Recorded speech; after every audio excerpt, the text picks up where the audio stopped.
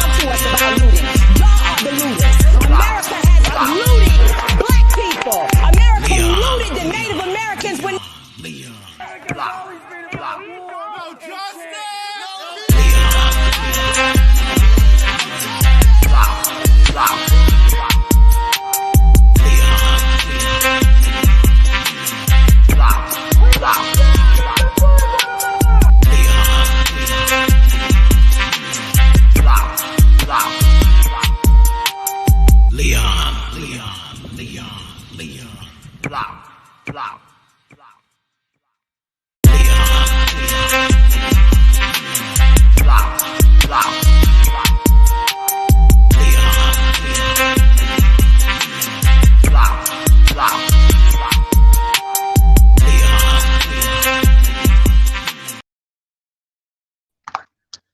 Good morning, everyone.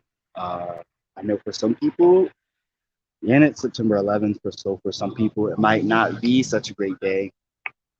But for me, September 11th holds great significance and power for not just Black Americans, but Americans in general. It's the day that freedom began here in Christiana, Pennsylvania, right here in Lancaster County. 40 Black men and women took back their freedom against slave owners and were tried for treason and got off. So this is the 170th commemoration of that event, which took place September 11th, 1851. Now, there is tons of festivities going on today. So I will be here for quite a while. The event actually is from 10 to 3. But I will be here periodically off and on to showcase different tables and what they are here for, what they represent, and get a couple of interviews. So definitely stay tuned for that. So what I'm going to do right now is actually walk around, just talk with people, and ask them what their tables are here for.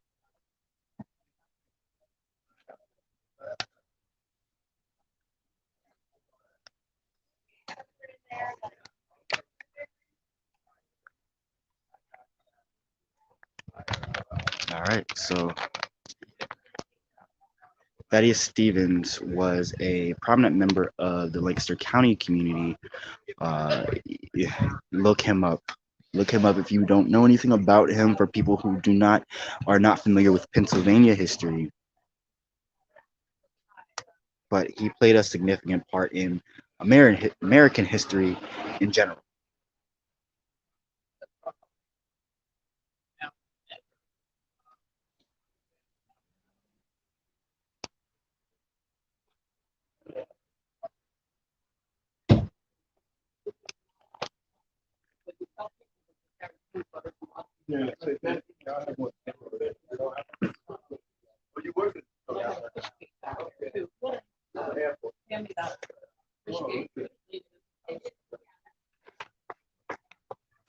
How many people have no idea when they say the Parker threw a fish cake down the steps at the or something?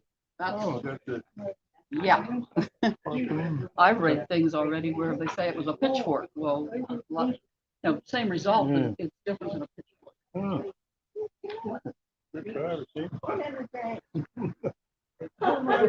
Coming out. Yeah.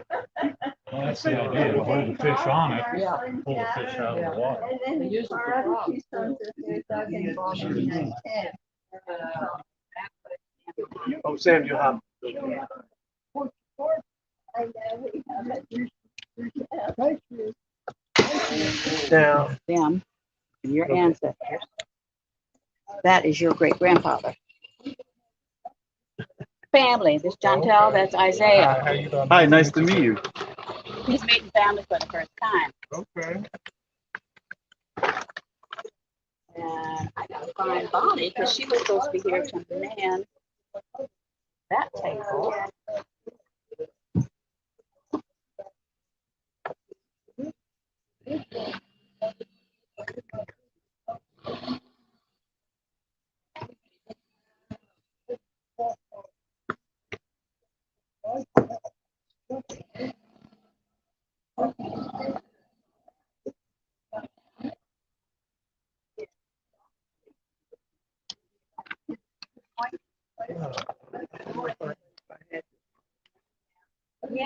that was, We in front. yeah, that was his store. That was his store. Right. I know. I think I had it. Anyway, listen. What do we have on the grid? The arch, Yeah. whatever it has, it's on that On that sign flag. back. That's yeah, all. that They only flag. had the one on. Yeah, that's right.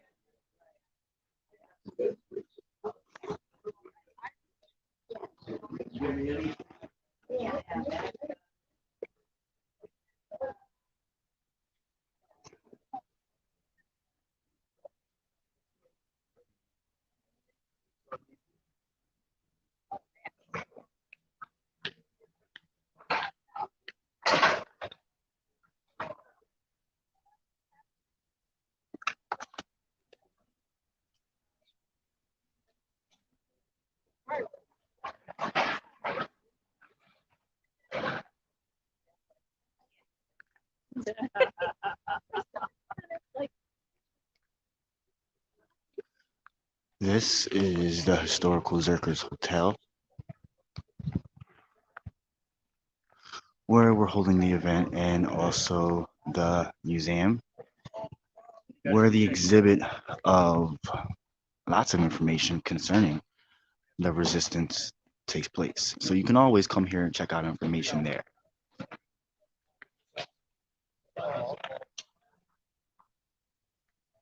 Hello.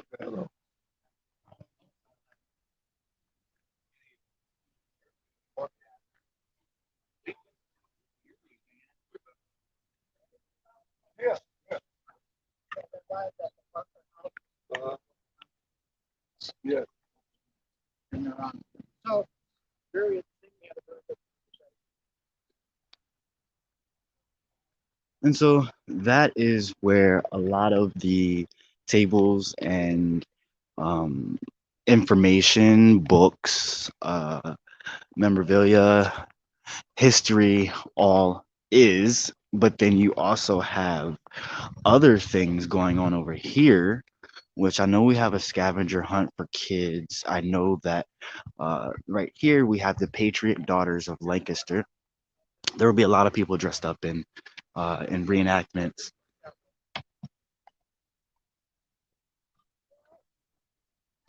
Hello. Hello. Oh, you don't have money now. Yeah. We did the last one. Yeah. Oh, that is mine. That's mine. I missed that.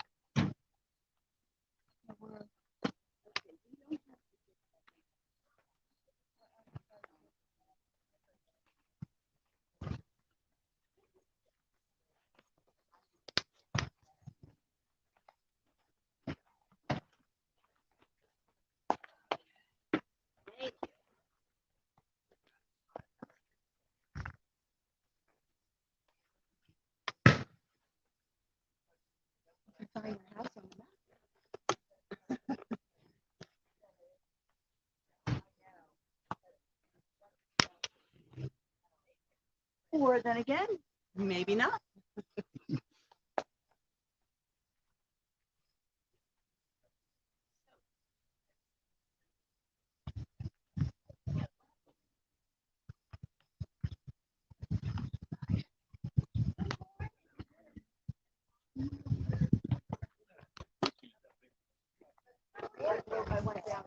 So there are a number of tour stops. So you could take the tour if you want and go by the number, or you could just walk around and have your old good time.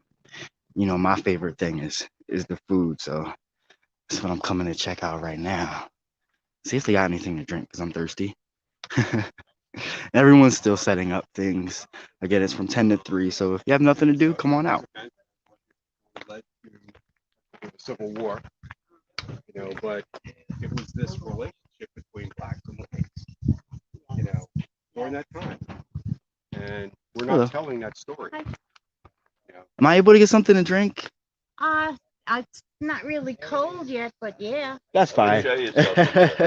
That is fine. This is what we have. Okay, I'll take a iced tea. Iced tea? Yeah. Which one? They have Um, flavors. oh, whatever you're fancy, it's okay. I'll take whatever you give me. Try to get you a cold one. So up here on the hill, park, and I got involved in How about raspberry? I'll take it. There you go.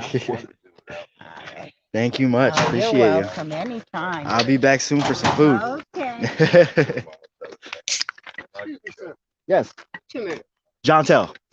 You just sent me a friend request. What's your name? I knew it. Art. Hey, Lee. All right. Yeah. How you doing, Nice brother? to meet you, brother. I can was tell by the hoping I hair would and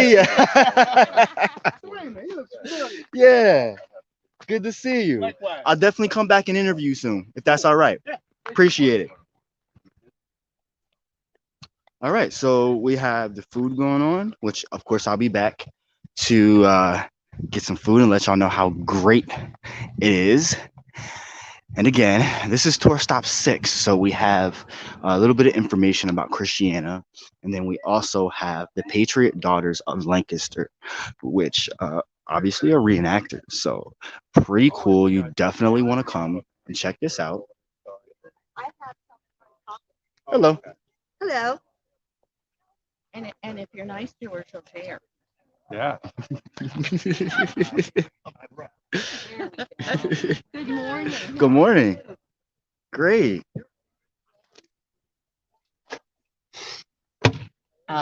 We're representing the Patriot Daughters of Lancaster, which was a ladies' aid society which actually existed during the Civil War.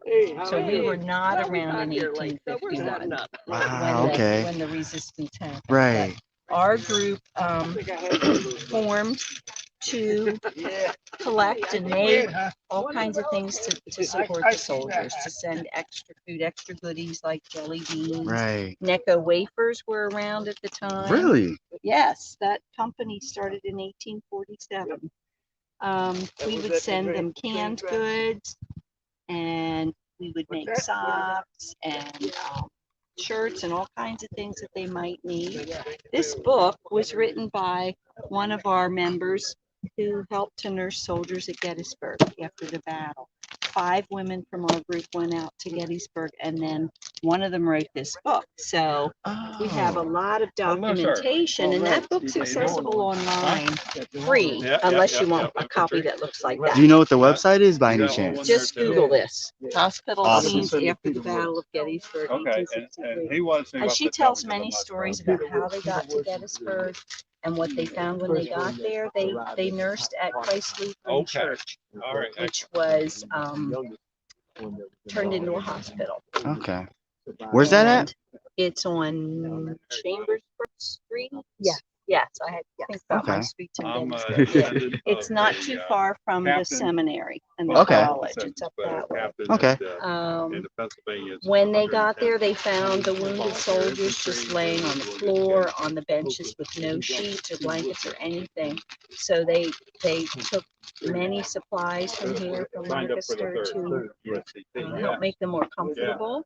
Some of the ladies cooked, some of the ladies nursed the soldiers out of the 5. They stayed for about a month, and they came home, and then they were asked to come back because the soldiers missed their food, their cooking. So some of them went back, and then they helped to nurse also at the seminary hospital. Okay. I'm all the way down. So that tells you a little bit about our group. One of the things that happened in the community, the Lancaster community, was the newspapers would publish the names of people who made donations and what it was they donated. So that helped to encourage people to donate. Right. And we also would hire our own teamsters. You see a few men around here. Mhm. We would hire our own men to make sure that the supplies got where they were needed. Ah, gotcha.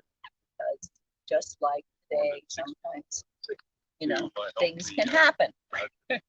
They happen back then. That tells you a little bit about our group. And what's your name? My name's Jeannie Cassidy. Jeannie Cassidy. Nice to meet you, and thank you so much. I will actually be back. If you'd like to let me interview you, I really appreciate it. Sure, any of our other members. Yes, really appreciate it.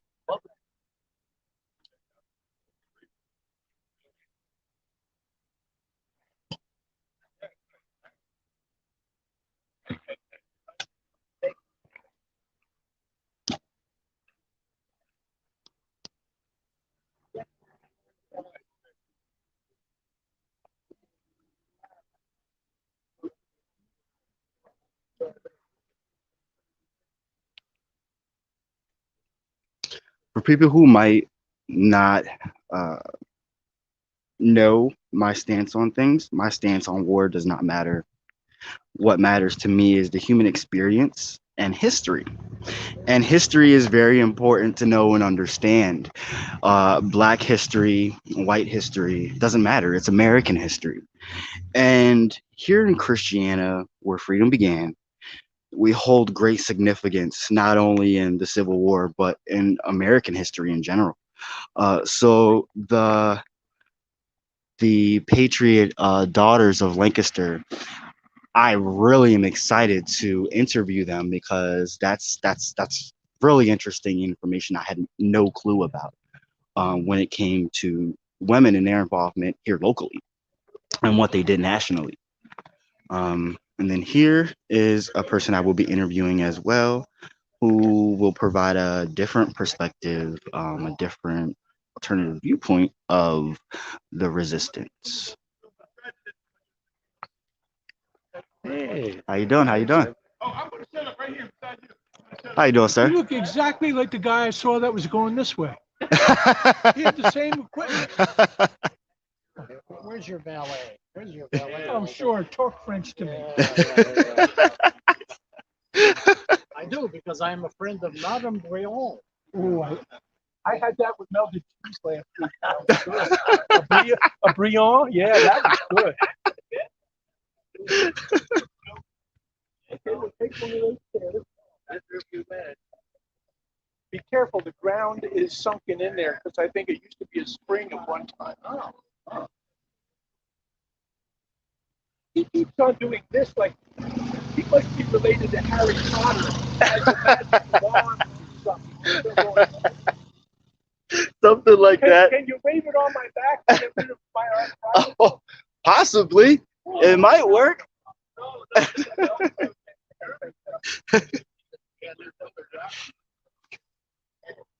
Come on out here, y'all. There's tons of information for you. Tons of historical information. This is Thaddeus Stevens' table. Oh, okay. I guess I got that. Okay, so BECTON at or is there not that? Okay. Yahoo? Yahoo.com. Right.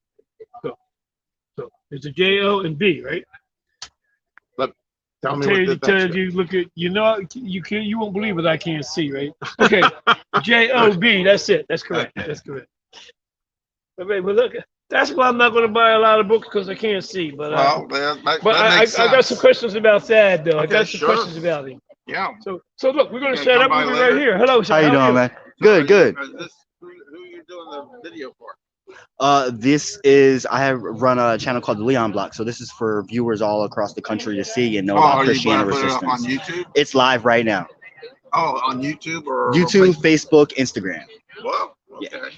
But will it be available once this is over so I can see what Yes, it will. Yep. Okay, I'll give you all the information so you can check it out. So right now, as I'm talking, I'm on Facebook. You sure are. Okay. Well, this is about Thaddeus Stevens. Yes. Oh, yeah. Give me a little tidbit if you like. Okay, fine. Well, I call him the greatest unknown person in American history, or the 17th and a half president, because he led a veto-proof Congress against Andrew Johnson. That I did not know. Oh, yeah. He basically, he thwarted Andrew Johnson from losing the Civil War after the Civil War. Wow. I knew he was pretty badass, but I didn't know that. Yeah, in fact, I got badassity. Oh my goodness, I love it. Let me get my thing. It's funny that you didn't see the T-shirt before you said he was a badass. No, he actually, what he did, okay, and I won't go into all the details, but he orchestrated a great political maneuver, which basically kept the ex-Confederates out of Congress after the Civil War. Really? Because if they had gotten into Congress, they would have joined up with their Northern Democratic allies. Right. And they had incredible plans. They were going to renounce the federal debt and embrace the Confederate debt. and they actually were going to reinstate slavery in the South.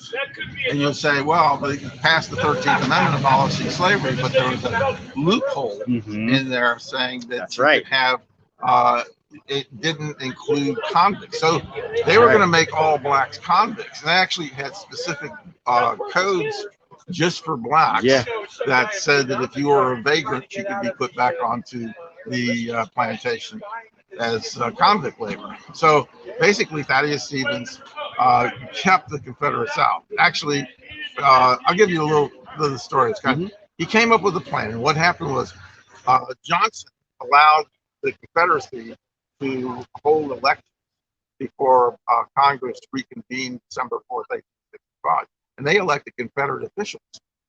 In fact, the Vice President of the Confederacy, Alexander Stephens, was elected to the Senate. And so all these guys were going to come up on December 4th, 1865 to take their seats. But Thaddeus Stevens had a plan, and it basically involved Edward McPherson, the clerk of the House, who was a protege of Thaddeus Stevens. Okay. And so Edward McPherson started calling out the names of the new congressmen, and he skipped the Southern Congress, didn't call them out.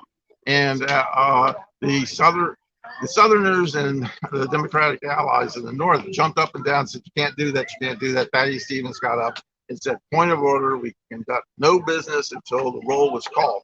The roll was finished, the Southerners were out, and that was the beginning of Reconstruction. Without that basic move of keeping the Southerners out, you wouldn't have had the 14th Amendment. You wouldn't have had the 15th Amendment. You wouldn't have had the Reconstruction governments of the South where black were elected to Congress and the Senate. You know, so that was the turning point. Unfortunately, as you well probably know, after Reconstruction, everything went to hell. Yeah. But you know, that was at least for that little period in time. Right. That was a marker of a transition for what was supposed to be a new era. Here we are today. But yeah, I knew he played more of a significance in American history than I ever realized, but I have not done my research on Thaddeus Stevens. And for anyone watching, I hope you're listening to this story because that was one hell of a tidbit of information. But look at all these books here. You've got 1, 2, 3, 4 books, and then a whole ton of information. So if you want to know about some let me read you one. This is Badassity. Definitely check out. This is a collection of eulogies read in Congress after his death. And I particularly like this one that I read it all the time, but I think it really sums up him. Public opinion had no terrors for him. It should be written over his tomb that he never played the demagogue. He never stepped down upon the lower plane of popular error, but at all times and on all occasions he dared to do right, looking heaven in the face and fearing no man. He never flattered the people. He never attempted to deceive them. He never plattered with them in a double sense. He never courted and encouraged their errors. On the contrary, on all occasions, he attacked their sins. He assailed their prejudices. He outraged all their bigotries. And when they turned upon him and attacked him, he marched straight forward like Gulliver, wading through the fleets of the Lilliputians, dragging his enemies after him into the great harbor of truth. Yes, so no, that's powerful, and that's very descriptive. I can't wait to read more about him. Well, you can take one of those. Thank you very much. In fact, you can take this newsletter about things we're going to be doing. In fact, the big thing that we're going to be doing is next year we're going to be dedicating a statue of Thaddeus Stevens in Gettysburg. Oh, nice. This is what the clay model of that looks like. Oh, wow. Yeah, and it's going to be a bronze statue 6 feet tall. Okay. And you get a little bit more. This is me giving a check to the sculptor. Oh, wow. And he is clutching the 14th Amendment, which is perhaps the greatest achievement of his. Stevens. Which I always say the greatest unknown person in American history was the father of the greatest unknown amendment to the Constitution.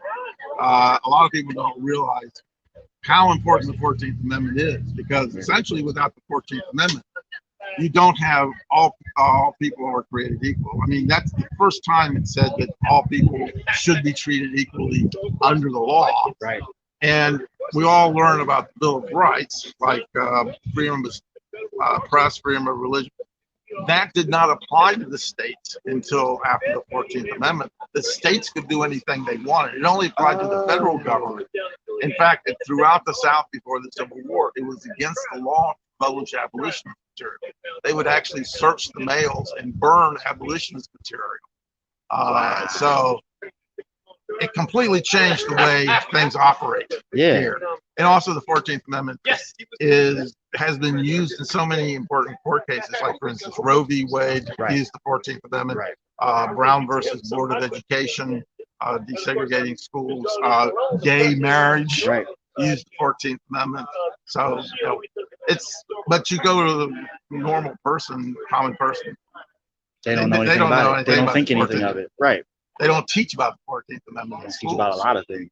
That's why we're here today, right? Oh, that's right. And actually, just an interesting point. The reason I'm here is because he actually defended the people that were involved in the Christiana case. And it was a big trial, and he got them all off too. And for one basic reason, the government brought the wrong charge. They charged them with treason, which it wasn't treason. It wasn't war against the government. And so, but what it also did was it basically lost him his congressional seat. He was a Whig congressman in the early 1850s, and after he represented the people at the Christiana trial, the Whigs wouldn't nominate him again. And it wasn't until he had to wait around until 1858 and come back as a Republican to serve in Congress. And the amazing thing about Thaddeus Stevens was that he was 66 years old when he was elected to Congress in 1858, and he continued until his death at the age of 76. 76? Right. He lived to be 76? Yeah. And for half of that time, he was slowly dying and actually had to be carried in to Congress to pursue his legislative efforts. So, I mean, he was just remarkable. He also gives great hope for us that are in our late 60s that we might still be able to accomplish something. But he's an amazing man. Oh, I'll give you this since this is his joke book. Thank you. He also is one of the funniest congressmen. Thank you very much. Sure. I appreciate you. What's your name? I am John Toland. John Tell what? John Toland. Toland? Yes. Okay. Toland. Correct. Okay. And I run a platform called the Leon Black Independent Media. Oh, okay. So anything concerning Black history, you have a culture, card or something? I don't, unfortunately, not yet. But okay. I will. An email list? I do. I will give you some information. Let me give you my card. Just so that you can put me on your email list. Sure. Hi. How are you doing?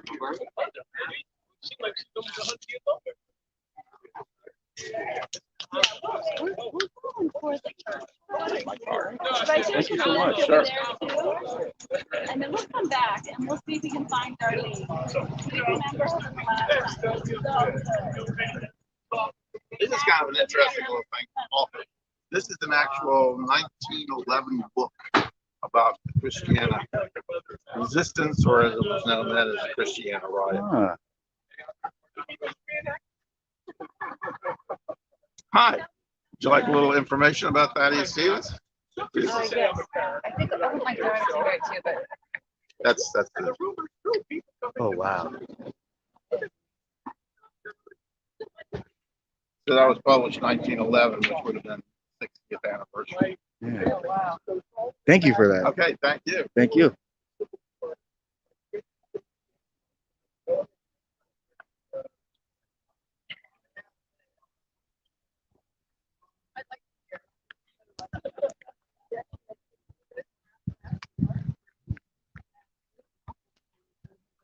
Hello. Hi. How are you? Good. How are you? What brings you to the event? We went to Free Chimney. Oh my gosh, that was so much fun. That place, Could you imagine how much she do to get that to do like that? I was totally shocked. I know, and that field is growing now. It's where they have the park. Yeah, we just Did came you by notice there. that? Oh, yeah, that's amazing. Yeah, they should say, I thought we were going to repeat it.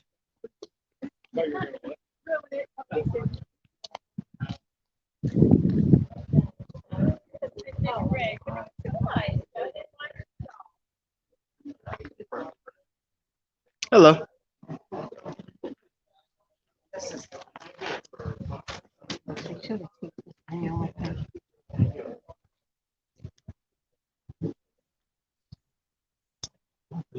So is that what's meant by the riot house? Was that the Parker house? Yes. I believe so, yeah.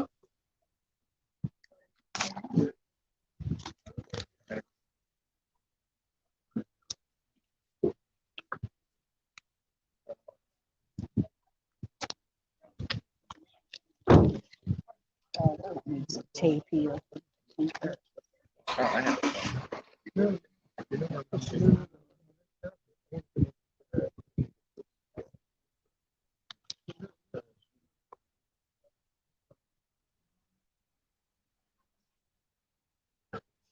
You just accept cash.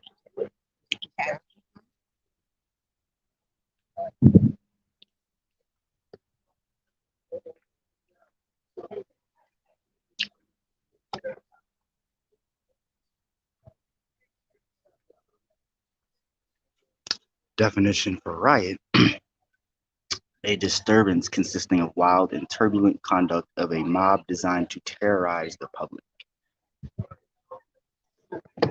Resistance: an underground guerrilla movement opposing an occupying force. And there's a difference between a riot and a resistance.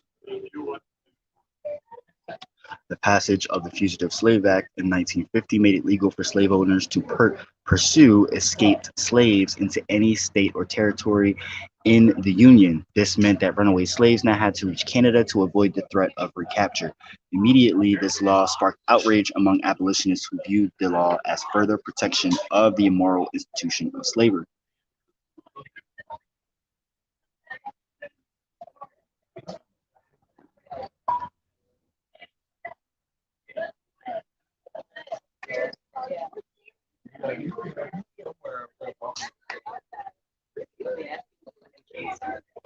Your cousin John Tell, your cousin Nate. Nice to meet you. Oh, just need to man this for a while. Need to read up on anything.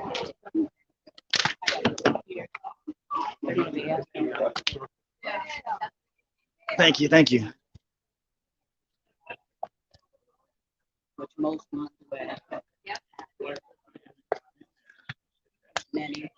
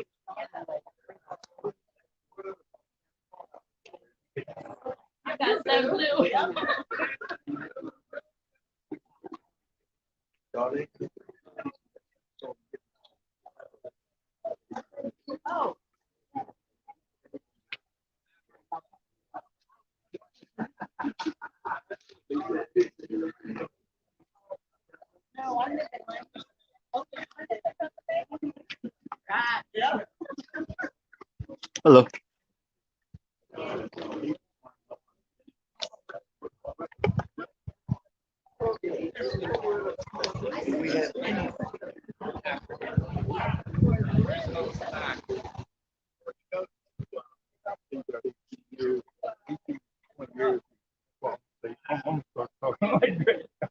So I was there, maybe about 18 or 20.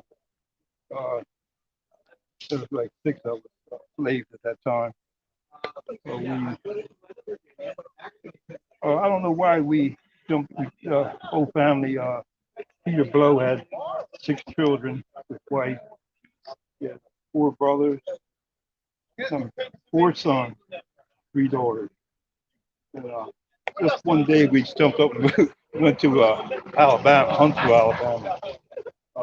Farming there. It's kind of hard to say why they left Virginia, but at that time, Nat Turner was, I don't know if you heard of Nat Turner, but he was doing some uprisings around that area. It's the same county, South Hampton County. We went to around Huntsville, Alabama. We were there maybe 10, 12 years. 10, 12 years. So around 18, 20, somewhere in that area. Just couldn't get the farm going right. The plantation wasn't working, so they gave that up. Peter Blow gave that up and moved to St. Louis, Missouri. They ran a boarding house up there, his family. About a year, maybe a year or so, we were in St. Louis. His wife died, Elizabeth Blow, his wife. And, Peter Blow died about a year after he did, so they didn't, after all that moving around, they didn't stay long in St. Louis, but his children, they were still there.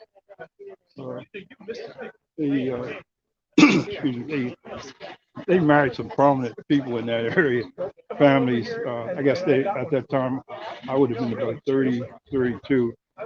We grew up with them back in Virginia and in Alabama, and kind of grew up with the kids, so they were around the same age as some of us, some of my friends.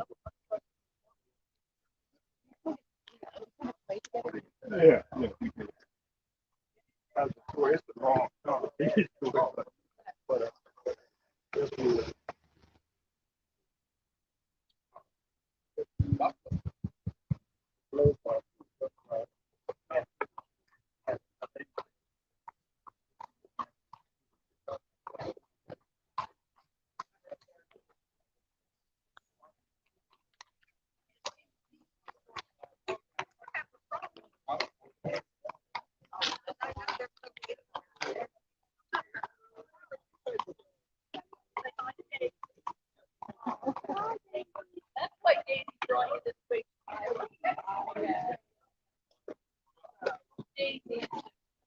Sorry. No, it's all right.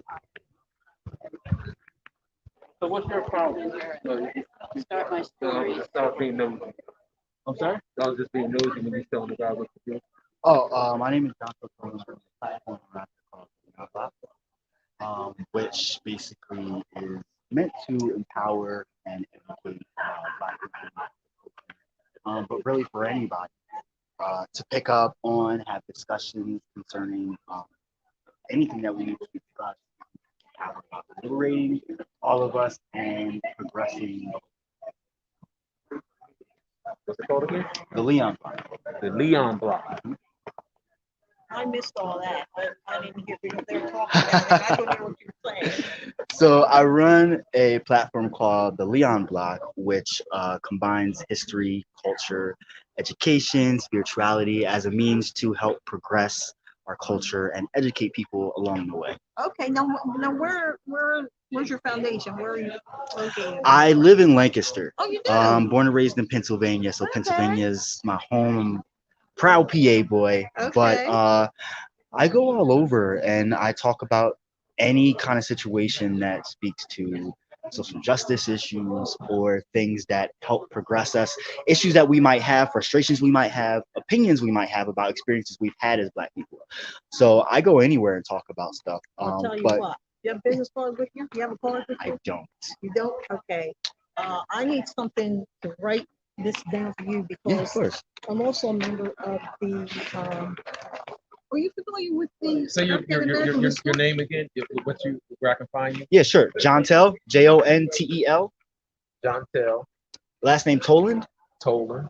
And on Facebook, you can find me, the Leon Block Independent Media. On Facebook, Leon Block social media? Independent media. Independent media. And if you go on YouTube, it's just simply the Leon Block channel. YouTube, Leon Block channel. Yes, sir. Now, when you said Leon, I'm like name Leon. The name Leon. And block, like correct, like a cinder block. So yes, it comes Okay. from my grandfather who passed away a month ago. But I made the Leon Block last year, so it was actually something he was very proud of. His middle name was Leon, and he had made a toy called the Jimmy Block. His name was James Tolan from Coatesville. Yeah. That's my grandpa. Your grandfather. Really? Okay. Yes. Alright. Very, very proud of him and the things that he accomplished, but it's very indicative of what the Leon Block is in totality and what I'm trying to accomplish with it. He did a lot of things in his life, and this is something to kind of embody what he did and who he is, with respect to all of us and what's in all of us as people. And we really do carry our ancestors on our shoulders, and we have to make sure that we're continuing the conversation and the narrative to keep our history going, but also American history. Absolutely. You know. Okay. Absolutely. Okay. Are you familiar with the Historical Society in Lancaster?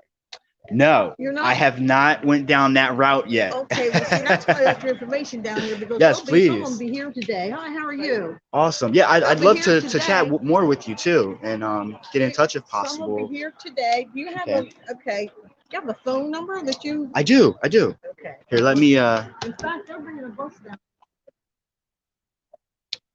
one Lots of second. times they're looking for, individual speakers. Oh, no, just my nobody's watching right now anyway, but yeah, I actually do a lot of speaking, poetry, articles.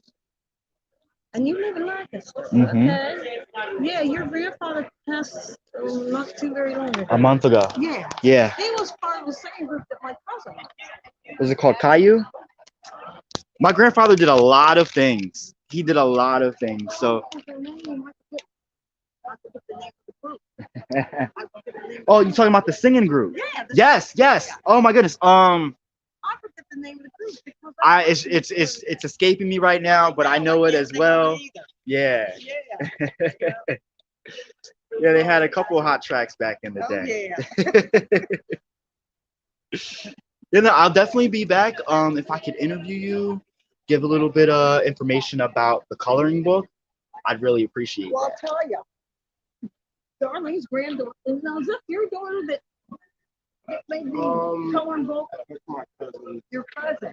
Okay. He could probably give you some information on it. I don't know. Yeah, I'm looking for Or someone to his give me a little mom. information about the coloring book. Yeah, that was her right here. Okay. She did the coloring book, but I don't know what the arrangement was with her and my mother. Okay. Yeah, I'm not sure. I just came to man the table. I'm the worst person. Oh no, you're fine. I mean, I'm glad to have you here. You know. Glad to be here. I hear all this Yeah. about all this, but I can't retain it. You know, Yeah, right. It's just so much. But his mom, she's the family historian. She's inside with the hat and the dress. Oh, Darlene. Darlene, That's my yeah. cousin. Yeah. Oh, well, then you two are cousins then. Right. Oh, okay. I'm her son. Oh, nice to meet you. Yeah. Family. Yeah. See, if I keep talking, I just connect everybody. See, on my dad's side, I'm related to Darlene, and then on my mom's side, that's my grandpa, Jimmy. Oh, okay. Yeah. Okay. So I mean, I have ties to Lancaster County, Chester County, but history is my thing. I do a lot of metal detecting and stuff. I love a lot of history stuff, but stories right now, I really don't know about. I gotta read up. Do my homework. No, that's why we're here. We need to soak up as much as we can, so we can know the stories up here and just dish them out. Like I've been told the story and heard it so many times, but I want to be able to get to the point where I can just shell it out to people and just have it up here and just splurge out to people. I try to I keep doing it. Yeah. I know she's sick of me saying that, but we can't lose that. No. We can't lose it. No. But my both granddaughters, they're interested Good. and Ezekiel and all that, Yeah. And I just can't. It's just too much. I can't, I can't spell it out for 'em. I can't. That's why I just love to get Darlene sometime in their company and just, Yep. go with it. 'Cause Yep. she's got it all. Yeah. She does. I'm glad I found her. I'm just proud to know all of this. Oh yeah. Can't lose it. We have to, keep it going. That's right. Thank you.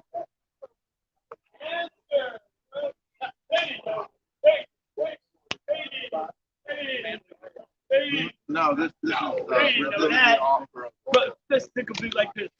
So, Americans with tobacco, and they got paid what? Nothing. Everybody who smoked tobacco got addicted, right? So, how much money are you making? So when Dred Scott is saying, hey, all black people ought to be free, somebody says, excuse me, you're talking a lot of money here. And when you been free anyway? You ain't never been free. As far as they know, people have never been free. Of course, it wasn't true. They were free in Africa, but when you ever been free? You ain't ever been free. Shut up. A lot of money here. So that's how it went on. Yep. Tobacco. Come on, what was the other one? Sugar. Is there another one you think? Cotton. Oh, nobody gets addicted to cotton. Do they? What about this? That's fashion. Oh, maybe that's why the Yankees had to have wool coats, huh? Because the Confederates wasn't giving no cotton. You know how sneaky we Yankees are, though. we had a guy. His name was Ben Butler. Anybody remember Benjamin Butler? Oh, when you learn about Benjamin Butler, you're going to say, what kind of guy? First, he was a Union general, but he was a Democrat. And then when he got to New Orleans, he said, go out and get all the cotton you can get. They got all the cotton. You think they paid for it? No, they just got the cotton, brought it to him, and he had a sale. You know what you call it? Auction. He had an auction. But wait a minute. He's a Yankee. He's in New Orleans, and he's having an auction. How can the people of New Orleans buy the cotton? They had to have Yankee dollars. And guess who shows up with the Yankee dollars? His cousin. That's right. His cousin shows up from Massachusetts with a bunch of Yankee dollars. He buys a bunch of cotton. He takes it back to his town, and they turn it into cotton shirts. And who do they sell it to? The Yankees, yes, but even worse than that, the government. Ben Butler, cotton, and the government. Oh, by the way, when they brought the cotton back, they did free some Africans. You Africans can come with the cotton. So, Dred Scott, when we look behind it, that's where we can see all the money that's behind it, all the concerns that are behind it, and the big issue. Now, for us as Africans, we're kind of mad about this, right? We're kind of mad about it. So when we get a chance, we volunteer. We volunteer to fight for freedom. Yes, freedom. But you know what? Nobody's talking about freedom. What Abraham Lincoln said. Abraham Lincoln said, if I can hold the nation together without freeing one person, I will. But he said, wait a minute. But if I can hold the nation together by freeing some people, I will. And of course, if I can hold the nation together by freeing nobody, I will. So Abraham Lincoln's thing was not to end slavery, but to hold the nation together. That was his big thing. That's why they call themselves the Union. Right? Because they want everybody to be in union. Right? You say that Abraham Lincoln was actually a little more racist than we thought he was. You know what? I don't know how racist you thought he was, but he was a kind of a guy of his time. He loved those crazy minstrel songs, Jim Crow here, jump. He loved those songs. He said that one of his favorite songs was Dixie. So if we look at people's music to see what they might be thinking, we can see that, yes.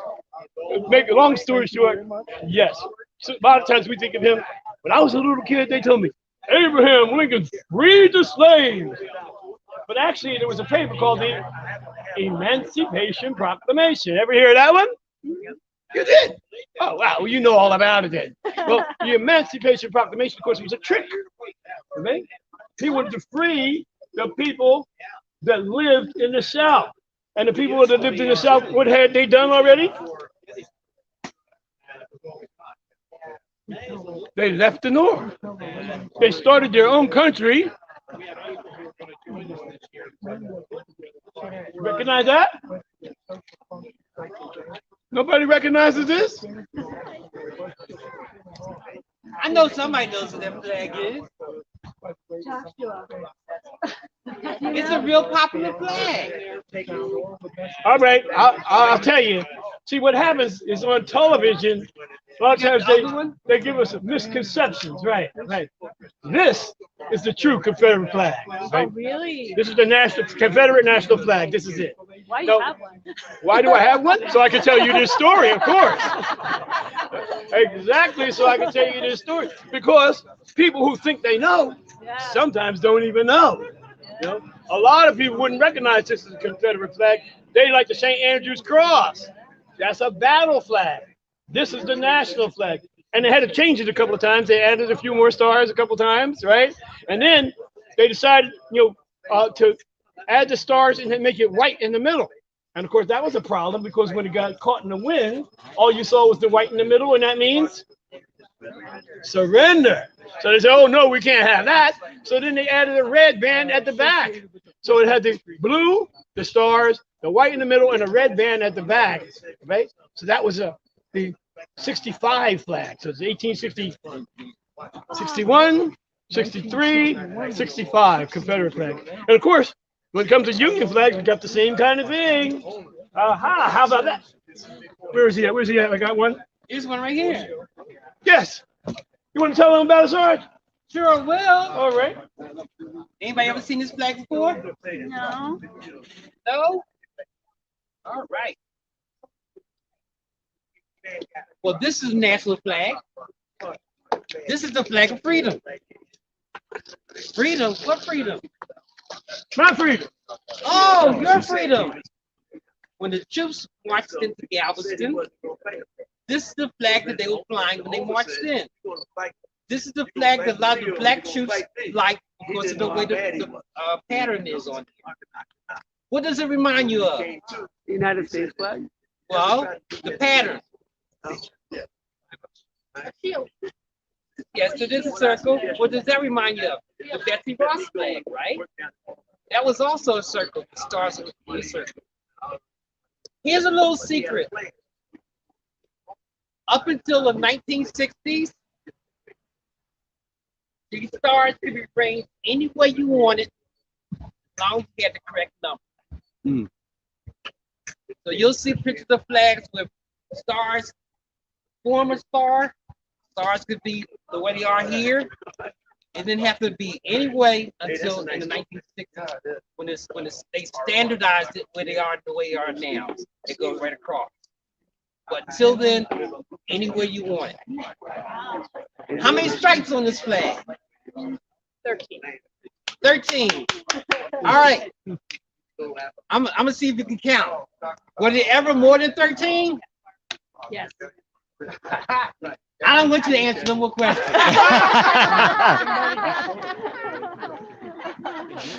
Was it ever more than 13?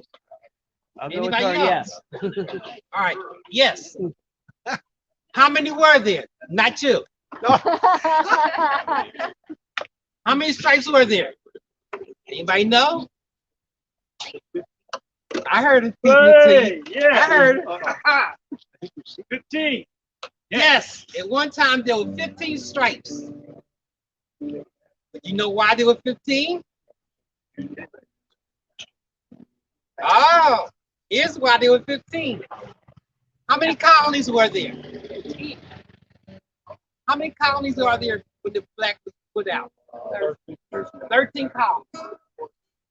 What they started doing was every time they added a new colony, they was adding a new stripe. Then they did 14, Then he did 15. Now what happens if you keep adding more stripes? You might sin. Well, it would be hanging all the way down there. So what they did was they said, well, let's change this. Let's go back to our 13 original colonies, which is the 13 stripes that are on here now. And that's what they did. They went back to 13 original colonies. That's why the flag has 13 stripes now.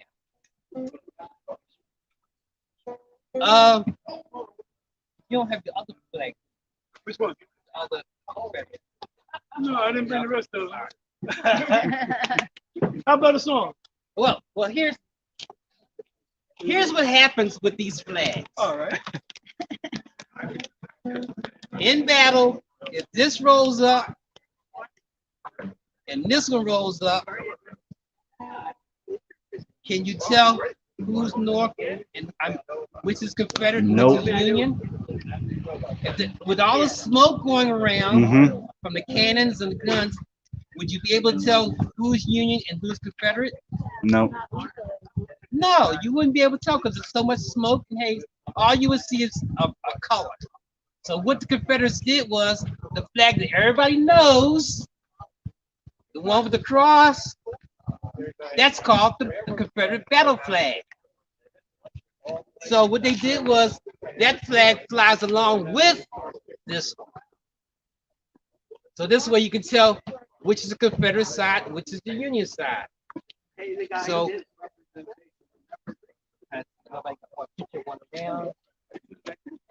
Battle flag? No, the battle flag. No. All right. So this is what it is. When people keep telling you about that one with the cross on it, it's Confederate flag, tell them to put the rest of the words to that phrase. It's the battle flag of the Confederacy. That's the true meaning for that. Not the Confederate flag. This is your Confederate flag. This is your Confederate flag. The other one is the battle flag of the Confederacy. It doesn't fly by itself. It flies along with this. Like I always tell people, if they love that flag so much, why don't they show you this one? Right.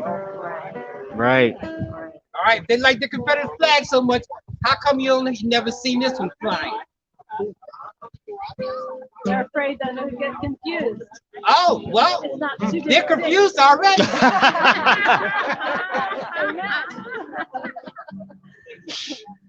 So now, when people start telling you, oh, this is the Confederate flag, tell them, put some money up.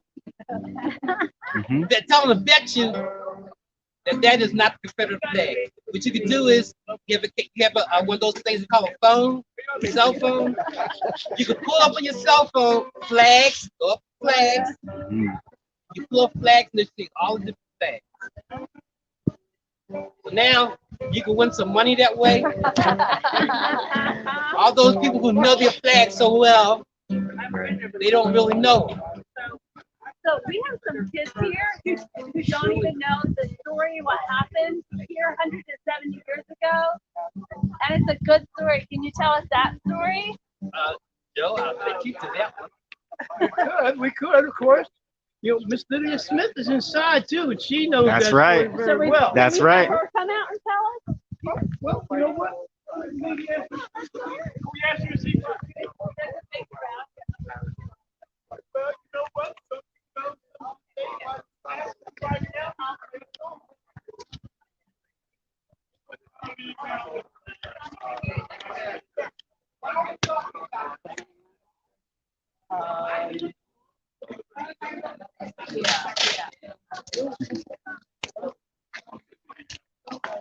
Ask the lady right there in the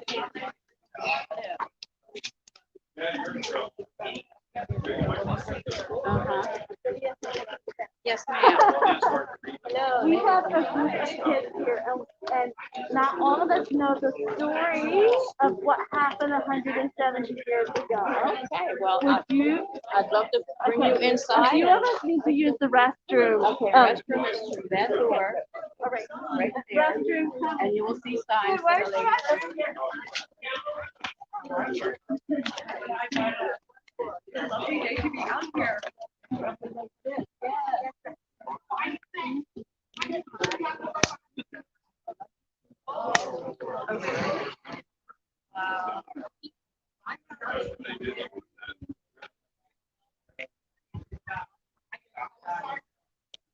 So in a moment, we will be going into Zerker's Hotel where the exhibit is and speak to an individual who will give us a little bit of information and tell us the story about the Christianity. So stay tuned for that.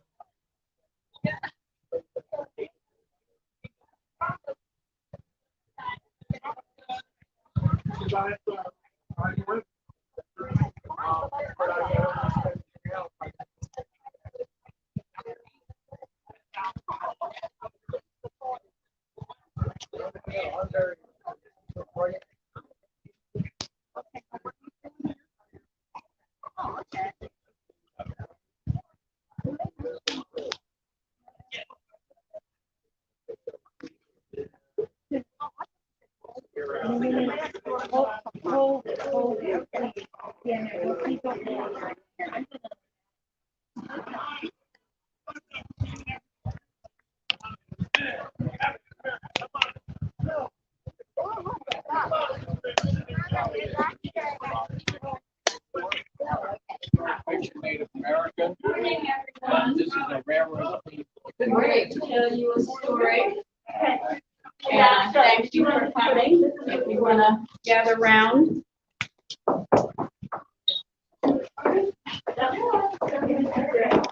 My name is Lydia Hamilton Smith, and I'm the business partner for the Congressman Daddy Stevens, and he had great involvement in this story, so I am here in his stead to tell you this story. Now, we all know about the Underground Railroad and station masters and conductors. Well, Christiana was a community where freedom seekers could come and feel safe. It was a major route on the Underground Railroad. We had several station masters here, as you can see by the list on that panel behind you. All the station masters that were documented in this area. Now, what started here was the Fugitive Slave Act. Said that any slave owner could come from a slave state into a free state if he felt that his property was here, and he would be allowed, as long as he had proper documentation, he could come for his property. A gentleman in Baltimore County, Maryland, found that he had 4 gentlemen from his plantation here. So he went to Philadelphia to get, with the proper documentation, to get the paperwork that would allow him to come here and take them. Now, while they were in the magistrate's office, and if you don't mind,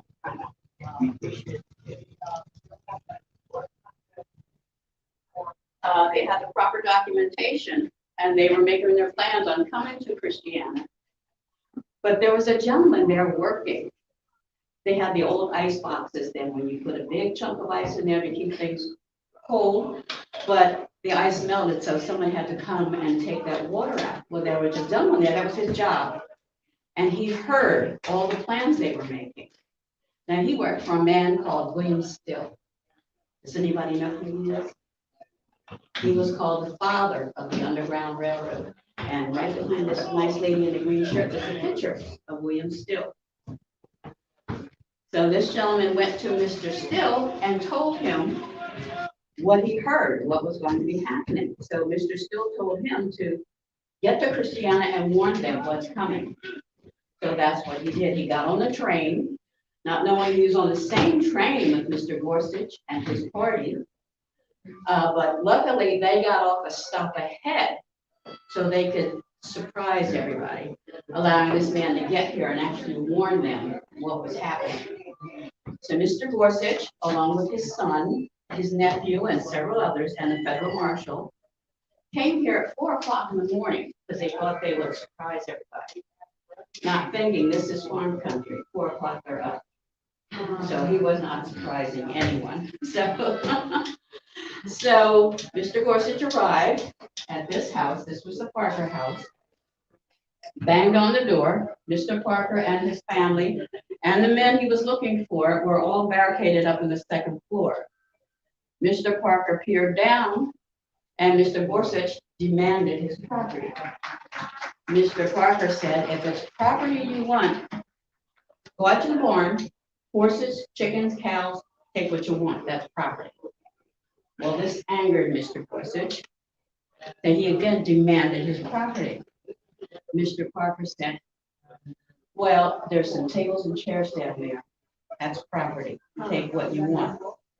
It really angered Mr. Gorsuch, so he started quoting Bible verses to substantiate his view on slavery, not knowing Mr. Parker was known as a preacher. So for every verse Mr. Gorsuch threw out, Mr. Parker counted. And this went on for several minutes before someone in Mr. Gorsuch's party got a little anxious, a little upset, and he fired off a shot, just missing Mr. Parker. He retreated back up to the second floor, and then his wife, Eliza, went up to the attic. She had a fish horn. She started to blow that, which was the alarm in the county. That was a signal that we needed help. So she kept blowing. They tried to shoot at her. She didn't stop. She just got down a little further and kept blowing that horn. In the meantime, a couple miles up the road, there was a flour mill owned by Quakers. These gentlemen were there. Pastor Hanway, Elijah Lewis, and Joe Scarlett. They heard the commotion, so they came down to see what was going on. Mr. Hanway was atop a horse, and he ran into the federal marshal. The federal marshal tried to deputize him using the Fugitive Slave Act, saying that you could not refuse to assist in the capture of a runaway. Mr. Hanway refused. And then while he was atop the horse, he's looking, and he could see coming through the field rakes, corn cutters, rifles. And he looked at the marshal and he said, I suggest you leave, because these people are willing to fight to the death for their freedom. So with that, the marshal skedaddled into the cornfield. When the dust settled, sadly, one person was dead, and that was the slave owner. His son Dickinson here, was very badly wounded. Mr. Parker found him, and not without compassion, he went to the neighboring house of the Pownells, the Quaker family, to get a cart to go put him on it and get him help, not realizing somebody was already on their way over there. And while he was looking for someone in the Pownell house, they were returning with Dickinson. But while they had Dickinson, they also had a militia around him. They surrounded the house thinking that they were going to protect Dickinson and keep Parker out, not realizing Parker was already inside. So the Pownell sisters came in and hid Mr. Parker in the basement until it was late midnight, and the people guarding the house actually fell asleep. So they took him out into the orchard where they hid food and clothing and had him escape on his way with his brother-in-law and another gentleman. In the meantime, they brought in the militia. They brought Mr. Gorsuch's body in this building where they had a coroner come in to hold an inquest. They also brought the militia in and they rounded up and arrested 38 people. The African Americans they took to the third floor of this building and they held them there. Now, once upon a time, the train tracks came directly in front of this building. As you can see, right next to that lady there, that blue line, the train tracks came directly in front of him because that building wasn't there. They brought the train across, stopped it, and they had attached cattle cars. And they brought the African American prisoners down and loaded them onto a cattle car. They took them into Philadelphia to Moyamensing Prison, which no longer standing, but they put them there to hold them for trial. And it was at this point that Thaddeus Stevens, an attorney and state representative, congressman, came young people in preparing for the defense of these people that were arrested. He recruited the help of a Quaker lady by the name of Lucretia Mott. Lucretia was very much an abolitionist, anti-slavery, women's rights, suffragette. She was into everything. She got her ladies auxiliary to make clothing for the African-American prisoners. They made them all blue overalls, white shirts, red, white, and blue neckerchiefs, and sat them all together in the courtroom. And adding further insult, she pulled up a chair and sat with them. Yes, and she knitted throughout the trial. Now, when they called the federal marshal to identify who was actually on site, he looked at them. They were all dressed alike, and he couldn't tell for sure who was there or who wasn't there. So when it went to the jury, they came back in 15 minutes with a not guilty verdict. Now, they were charging them with treason because they said if they were found guilty, that was an automatic death sentence. And they wanted to send a message, don't try to escape and don't try to help them escape. But that didn't happen. So they were very angry in this town.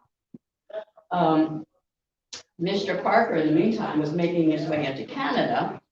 He got stopped at the border in Rochester. He couldn't get across into Canada, but he met an old friend. They were children together on the same plantation as they were enslaved. This friend was able to help him and get him across the border. That friend was a young man named Frederick Douglass. Yes. But sadly, in the meantime, in Baltimore, Mr. Gorsuch's youngest son, Tom, who was in boarding school and was very much grieving the death of his father, and his roommate helped him through that grief. But when they found out that was a not guilty verdict and no one would be charged with his father's death, they became enraged. They became very angry, and they started talking about revenge and getting back to the North for all this. We actually traveled to that boarding school to look at their roster. We found that the roommate of Tom Gorsuch was a young man by the name of John Wilkes Booth. So that played another part in history. Yeah. Do you know what Booth did? Josh, you tell us.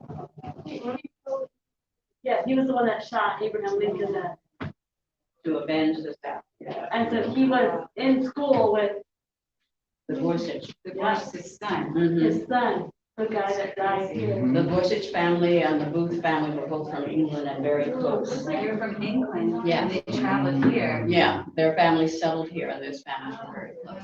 Wow. So the Gorsuch family, what was their income? They were farmers. He had a plantation. Okay, just farmers. Yes, Okay. yes, but very wealthy. But most of the Gorsuch family turned out to be doctors, judges, and lawyers. So you'll see a lot of that when we went to their historical society. Judges, lawyers. They positioned themselves to to make things happen. Yes. So, and you see here, this is a list of all the African American men that were arrested. And then this. But mostly acquitted then, right? All acquitted. All acquitted. Yes, they were actually sent back to Lancaster County Prison, which had just been built. Oh, wow. They were going to try to charge him with murder, but again, Thaddeus Stevens stepped in, and he was going to charge the federal marshal with perjury. So somehow all the charges were dropped, and these men were set free. And you'll see a picture of three of the gentlemen here, of these three, Samuel Hopkins and Peter Woods. They were the last two surviving men. And you can see by the condition of the house, the farmer that owned it got tired of people coming in looking for treasure hunt and wanting a piece of history. So he pushed the house in. This was in 1898. And some people say that this riot may have been the seed of the Civil War. Yeah, what do you think of that? They call it the first shot fired of the Civil War. Yeah. And it certainly was the catalyst because, I mean, it was a national event that actually went to trial and had all this going, and the South was enraged by what happened. And it polarized people too. Yes, That did. They made people. Yeah, they More choose a upset. side, Yeah, yeah, yeah. right. So did they ever change the law? When did they change the law that if you were a slave and you escaped to a free state, you could not be captured and brought back? Oh, that would probably be it. That was after, Yeah. And this was like maybe it was very common for people to get arrested for not helping. Yeah. Helping a slave catcher. Yeah, if you did not help to in their recapture, or if you help them to escape. For instance, you'll go outside, you'll see a box there.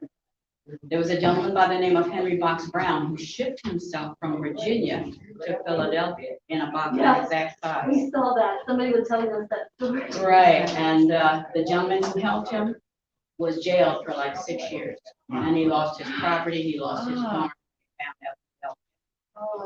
Yeah, you would suffer the consequences, which is why many people did not keep records. Because the danger of losing your property and losing whatever you had, even being jailed. But William Still was one of the few that kept records. He actually kept his records and he would take them to the cemetery where he did. Because he kept records such as their name, their slave owner, what they remembered of their family, where they had been sold to, so that if a family member came through, he could direct them to find one another again. And it so happened that one day he was taking information from a man, and he stopped, and he put his pencil down, and he looked up. He was talking to his brother that had been sold away as a child. And he was able to reunite with their family. So that's, wow, that one gets to me every time, yeah. Yeah. Thank you. So thank you so much. Yeah. Please see all of our other, I have so many other people to see. Do you have something like this that we could buy? Yeah, you see, there's a table out there. Okay. A young lady that has all of that information. Okay, it's right there, okay. Yeah, she's right out there on the side. Okay, great.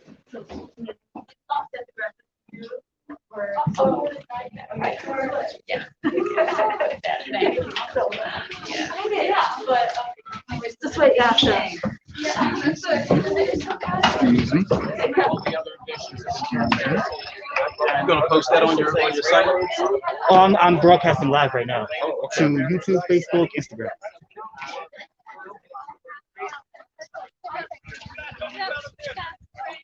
By the way, Decton. ladies, ladies, doing the,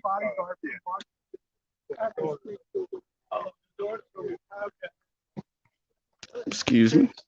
So this is the first stop of the actual tour. This is the monument that was erected in honor of the 40 individuals who helped the Parkers escape to freedom. And actually, number 18, Ezekiel Thompson, that's my ancestor.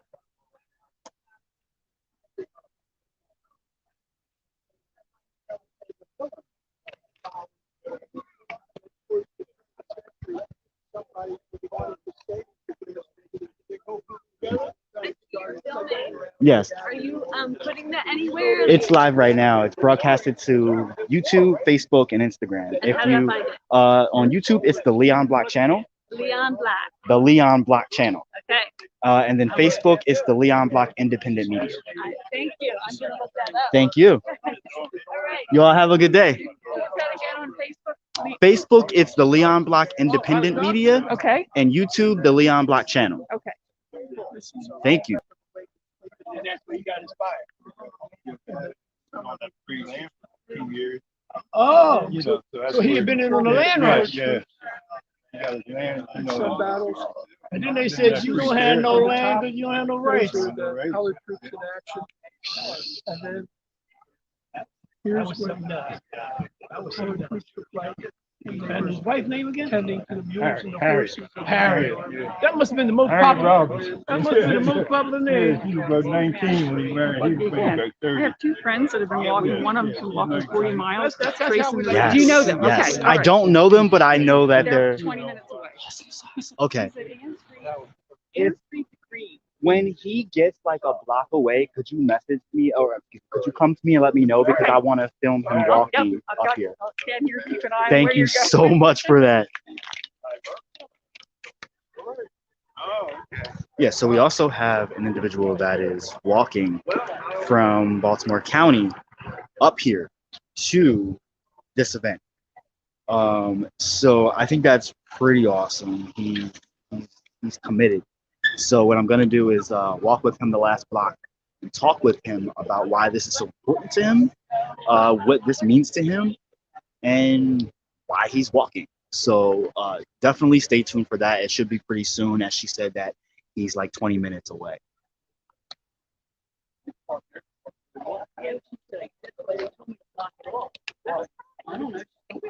I'm used to this.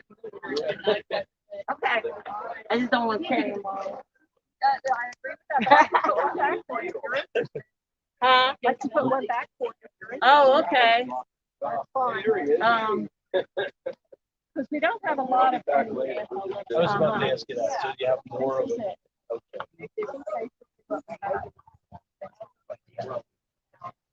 And so sometimes we get them donated occasionally. We're lucky. I worked with Tristan. We had an exhibit in Harford County. Okay. And I just got the home, or it's almost certain, of where Eliza Parker and her family came from in Harford County on the Network of Freedom. So I can put these back for you. Okay, the name is Iris. Okay, Iris. I will put them How you doing? Hello, nice to meet you. Thank you. So how are you doing with your pictures? Pretty great. Getting a lot of good stuff here. I'm actually live right now, so I'm broadcasting to Facebook and YouTube Oh, great. and Instagram. Okay. So I'm on TV. Yes. I've been on TV since I protested in the war. Oh, wow. Well, it's about time then. Nice. Yeah, really. Get back again. Right, you're right. So tell me a little bit about these books talking here. with you. Thank you. And Enjoy Parksburg. tell me a little about the books here and the significance of Christiana and the resistance. Right. Well, I'm not from the area, so Mhm. I'm new to this. Okay. But many years ago, of course, during the Revolutionary War, all of that, all of this was involved. Zerker Hotel, Mhm. and there was a gentleman who had slaves, and one of them ran away, came up here. Very, very simple. And he came to get the slaves, and he got shot and killed. In a nutshell. Yeah, yeah. That's it. So do you live in Christiana? I do or? not. I live in Gap, which Oh, is okay. not too far from Right. here, right behind the Gap Town Hall. Oh, really? Yes, I do. How convenient. I can hear that every day. I can hear it all ringing. Yes. I do. Oh, goodness. No, but I work at the library in town. Oh, okay. Okay. And many of the people who come to the library are part of this Christiana resistance. Okay. And again, that's the Moores Memorial Library if you want to check that out. And there are books about Christiana. And this one was written by Bud Patu, who used to be part of our friends group. Okay. And his wife is part of the friends group. He's no longer living, but that's one of the best known ones from here. Okay. Because he's from this area. Right. Thank you so much. You're welcome. Thanks for stopping. Thank you. Have a good one.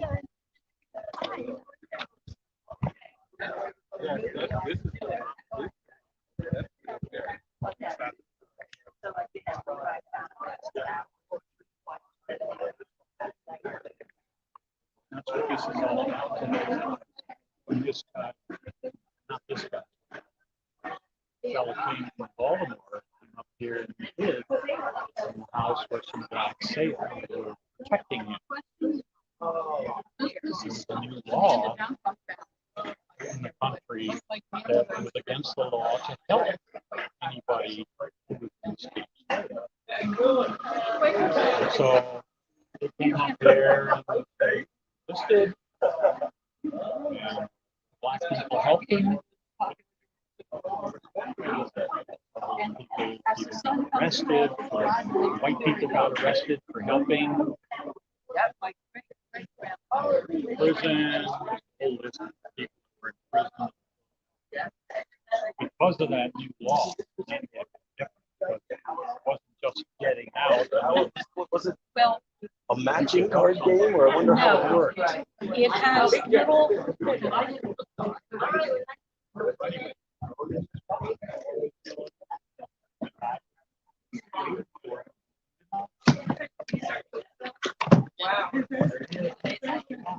It has all these little thingies. Okay. And I'm not 100% sure how it works. Yes. But I think the players were assigned, given one of these cards, Okay. or maybe 2 or 3. Okay. And then they assumed that name. And this book has a story. And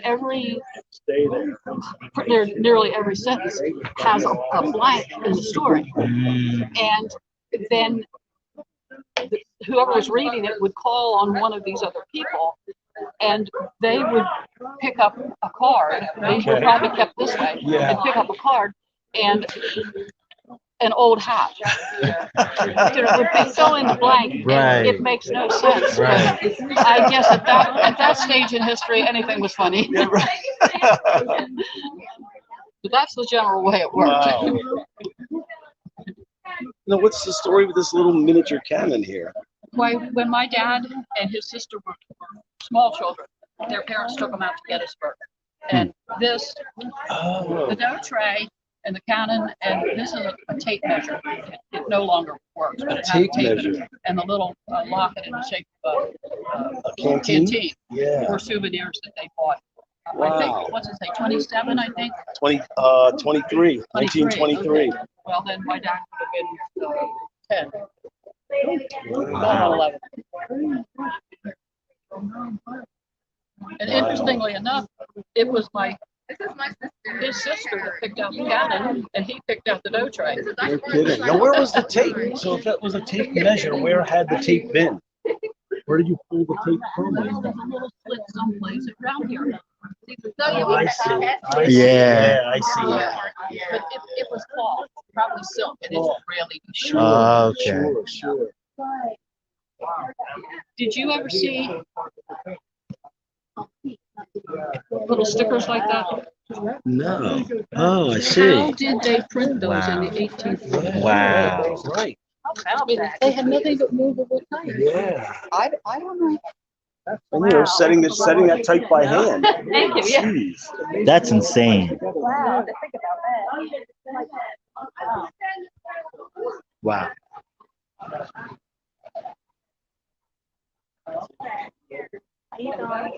Hello. Yeah, here's this. Do you want a copy of this, Tina? And this visitor I gave you list. this one, but not this one. Did you want this one too? Oh, you gave me that one. It's just I one gave this sheet. one. Well, this one I gave you. That's readable. But if you want the original, you can see that one too. Oh, that's one of them. There's only a couple of them. Okay. Well,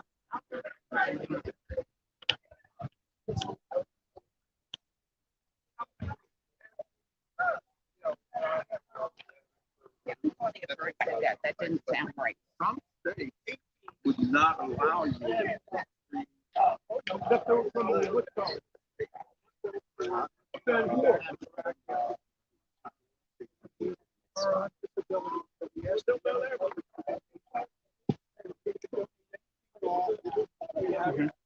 Yeah. The modern day people, if you want what they call lanyards, the Navy, Army, Air Force, Marines, and National Guard's giving us lanyards. They're keychains that you put around your neck. We have nightcaps that the Civil War soldiers used to use around the campfire. We have prints of Abraham Lincoln's body and the things that pertain to Abraham Lincoln's assassination because we were his guards. And we found that the ladies, if you have wives or girlfriends, we found out that when these ladies would go to the dances and social events, they take their fans along with them, but they weren't just cooling themselves off. They were sending secret messages to one another. It depends on how they use the fan. So If you can make a donation, any fan that you see in the basket, you're welcome to, plus the Secrets of the Fan and Mrs. Abraham Lincoln with her fan.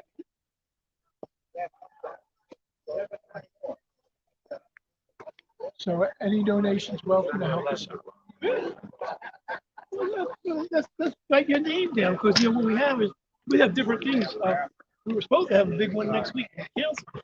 But we have different things when we bring out our original stuff. Yeah. We put it on display. We don't show them. We just put them on display. Yeah. Okay. Oh, yeah. Let me get it. I got a pencil somewhere, don't I? Oh, thank you, sir. Thank you for the offer. Hi. I went to be charged.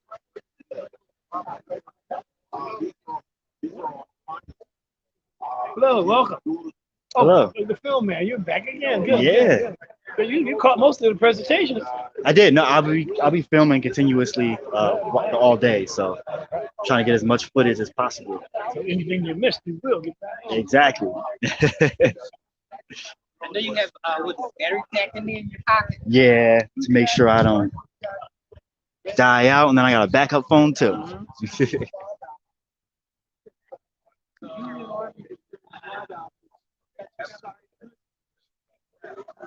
Looks like we've got some bikers. I wonder where they've come from. And then we have a whole crew of people coming up here. Wow.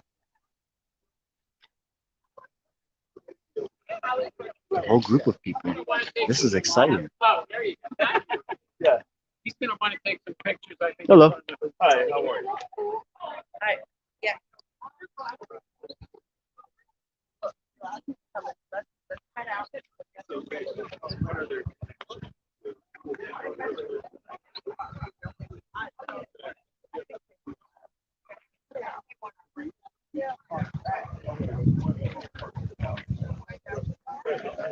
Oh my God.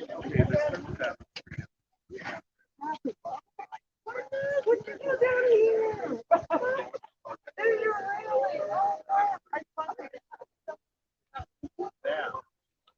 That's why we're here.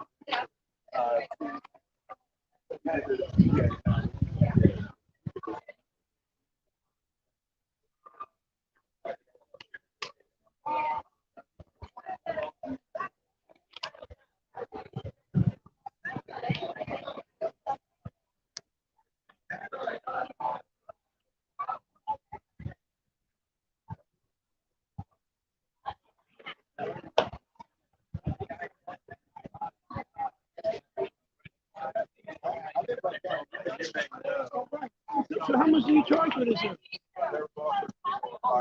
How much do you charge?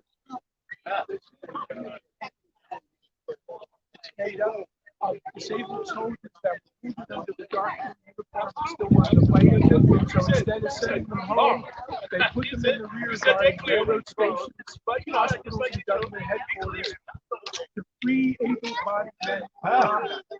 Never heard that. Well, that's why we're doing it. Yeah. Now, overall, that's beyond. I was gonna guess Right. We're gonna play. Even the villain must hate. That's right. Hello.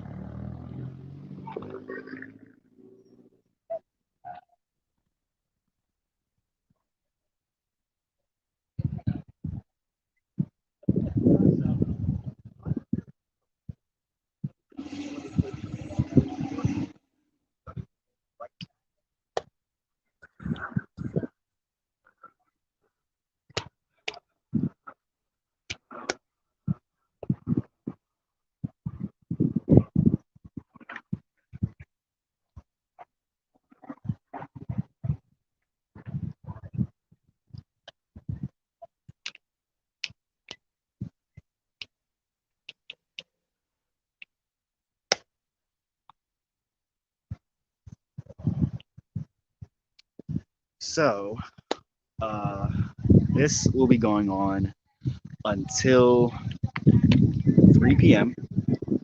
I'm going to, right now I'm just waiting for the individual who is walking here from Baltimore County to walk and talk with him the last block, just to get a perspective of why he's doing this and how he feels about this. And then after that, I'm going to take a little lunch break so I can get some food from the barbecue because I'm really hungry and I'm really looking forward to that. But if you are free, come on down. There's lots of reenactment. There's lots of books for you to read. There's lots of history. There's lots of things that you can buy for you to have for tokens or a little piece of history. There is a colored infantry that is here. There are disabled veterans that are here to reenact. And Lydia Hamilton is reenacting to tell you the story about the Christiana resistance. So you can also go into the museum and get a bit of a story, get the whole story of the Christiana resistance. So you definitely want to check that out. And there's a lot of people here. It's actually it's a really nice turnout. And again, I know September 11th is a bit of a bittersweet day for some people, but around here, it's a day of empowerment and a day that's really crucial in American history. They like to say it was the first shot fired of the Civil War because of the significance of the resistance and then all of the events that took place afterward. It's definitely something that's a catalyst in the Civil War, but also American history in general. Yeah. You can follow me on YouTube, the Leon Block channel. Leon Block. Yes. Yes, sir. Thank you. So tons of people are here. Tons of people are here to learn about our history, not Black history, but our history. Again, I'm just waiting on this fellow who's walking.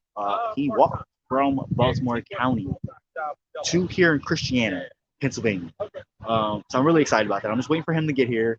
I'm gonna interview him, then I'm gonna go eat something, and then I'll be back, touch base with y'all around noon, 1. We shall see.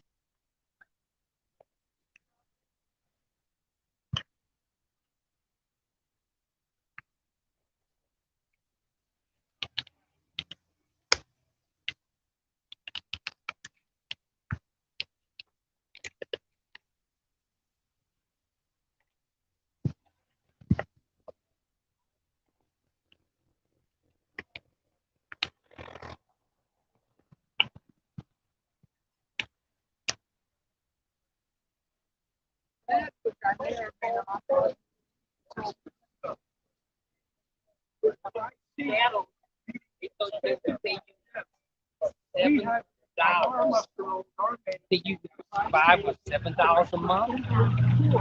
How about $13 a month? Yeah, well, that's what they did. They got paid $13. But the thing, problem was, with being the coaches, they said, y'all don't know how to handle no money. So we're going to take $7 away for your uniform. And that's what they did. So we didn't get paid as much as other troops did.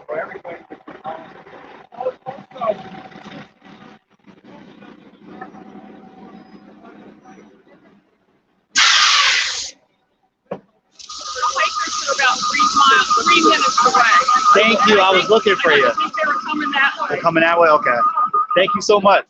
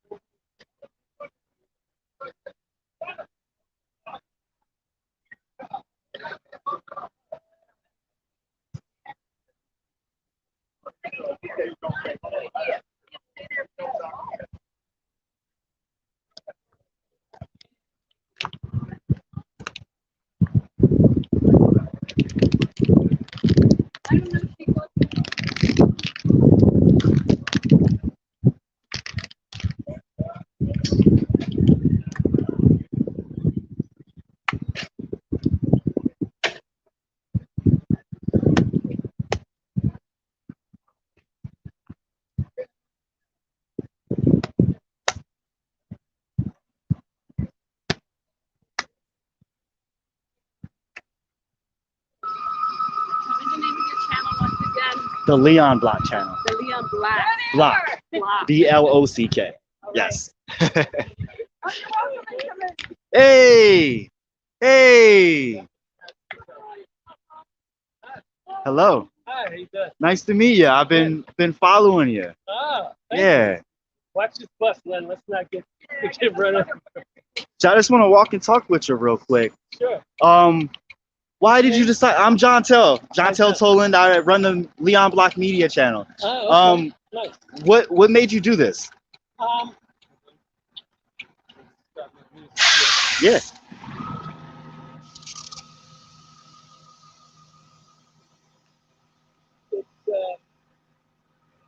Yeah. I have been walking to freedom for about 5 years now, following and retracing the footsteps of our ancestors in different parts of the country. Some of it has been the footsteps of civil rights marches, others have been the footsteps of freedom seekers.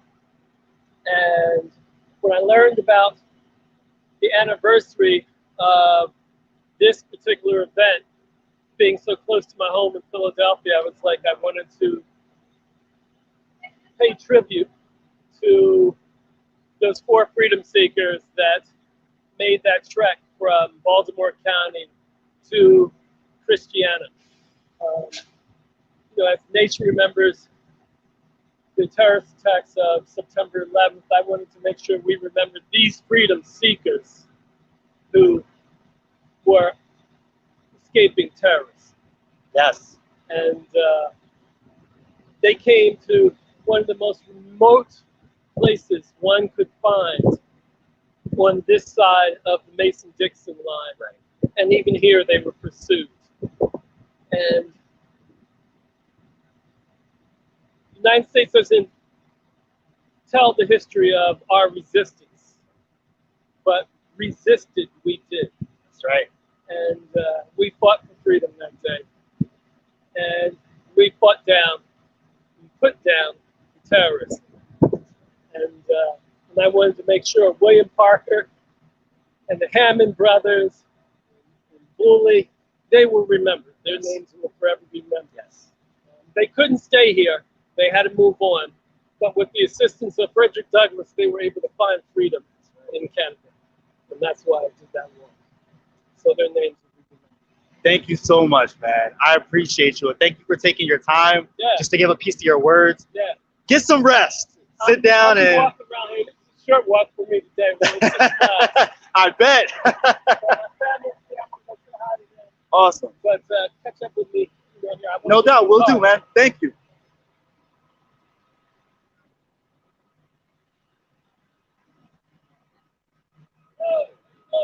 Back of him says the Freedman story, Underground Railroad sparks Glencoe, Maryland to Christiana, Pennsylvania.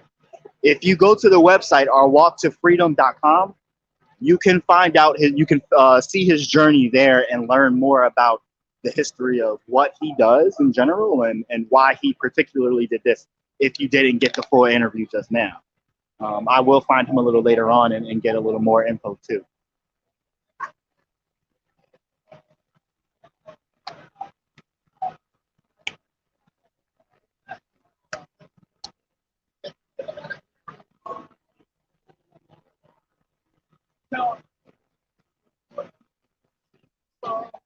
Play it like we used to sing it.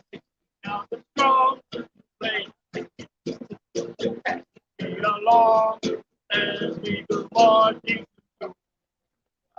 Hoorah, hoorah, here comes Jubilee. Hoorah, hoorah, this flag set you free. We're going to all about the sea as we go marching.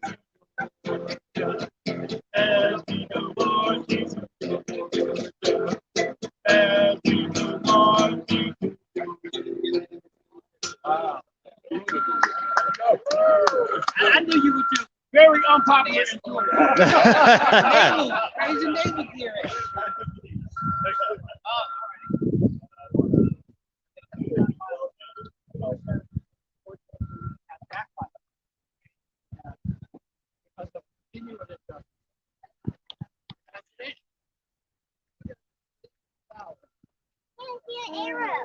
Yeah.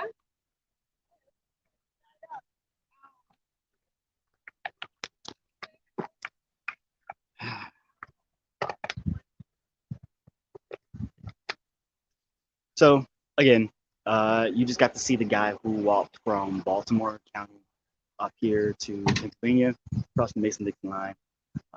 And you can check out our walktofreedom.com if you want to get more information on him. I'm gonna go get a bite to eat because I'm hungry and I've been casting for about 2 hours. So you can go check that out, and I will be back in about an hour to go live again. Stay tuned.